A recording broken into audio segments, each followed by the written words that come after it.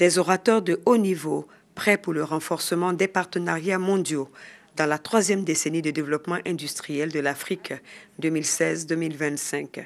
La feuille de route est un vaste plan de modernisation de l'industrie qui est destiné à guider la mise en œuvre des activités de la troisième décennie de l'initiative.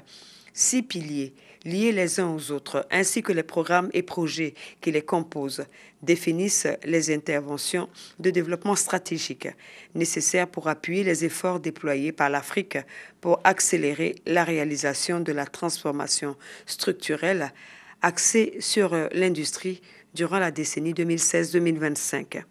Tous ont été unanimes à trouver des clés pour la mise en œuvre réussie de la zone de libre-échange continentale africaine, ZLECA. Le vice-président Daniel Kablan-Duncan a partagé l'expérience de la Côte d'Ivoire avant d'encourager les partenariats mondiaux. La transformation industrielle est quelque chose donc d'essentiel pour l'ensemble de nos pays. Et justement, la liaison avec la zone de libre-échange au niveau de l'Afrique, c'est que nous avons un marché extraordinaire. Et ce marché extraordinaire, il faut que nous fassions en sorte que nous puissions le conquérir nous-mêmes. Les échanges intra-africains, vous le savez, sont autour de 12-15%. La Côte d'Ivoire fait déjà 27% de ces échanges avec les pays de la CEDEAO et maintenant 33% avec l'Afrique. Notre objectif, fixé par le président Ouattara, c'est de faire en sorte qu'en 2025, 50% de nos échanges se fassent avec l'Afrique. Des leaders ont été honorés, des personnalités qui se sont distinguées, des futurs champions, en somme, champions de la troisième décennie du développement industriel de l'Afrique. Parmi les lauréats, le président de la République de Côte d'Ivoire, Alassane Ouattara. Moins en moins de zones de conflit sur notre continent. Faire en sorte qu'il y ait moins de zones de conflit en Afrique, c'est le message porté par le ministre Marcel Amontano à cette rencontre initiée par le président de l'Angola, président du Conseil de paix et de sécurité de l'Union africaine. Pour y arriver, la Côte d'Ivoire et les 2 autres pays africains membres du Conseil de sécurité ont décidé de s'impliquer dans l'adoption de la résolution sur le financement du maintien de la paix en Afrique.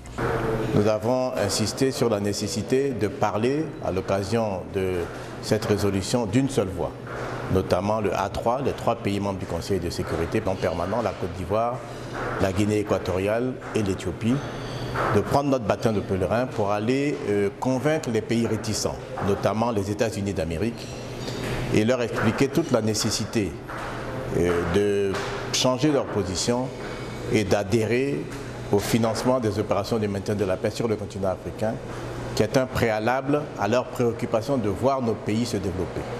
Après cette rencontre, le ministre Marcel Amontano a porté la voix de la Côte d'Ivoire à la commémoration de la Journée internationale pour l'élimination totale des armes nucléaires. Pour la Côte d'Ivoire, les armes nucléaires ont suffisamment fait la preuve de leur nuisance de par les conséquences humanitaires et environnementales catastrophiques qu'elles ont occasionnées. C'est pourquoi ma délégation reste préoccupée par la lenteur du désarmement nucléaire et la léthargie dans laquelle est plongé le débat sur ces types d'armes, tant au niveau de la conférence du désarmement qu'au niveau de la commission du désarmement des Nations Unies. Je voudrais inviter les États membres de notre organisation, et particulièrement ceux dotés des armes nucléaires, à s'inscrire dans la mouvance d'une action collective en vue de favoriser l'entrée en vigueur rapide et l'application effective du traité d'interdiction des armes nucléaires, véritable garde-fou contre la menace d'une destruction certaine de notre planète par le fait des armes nucléaires. Je vous remercie. Le ministre des Affaires étrangères a par ailleurs participé à la réunion de haut niveau sur le Mali et le Sahel. Il a eu plusieurs séances de travail, notamment avec son homologue de la République dominicaine et enfin avec le ministre du Commerce de la Finlande.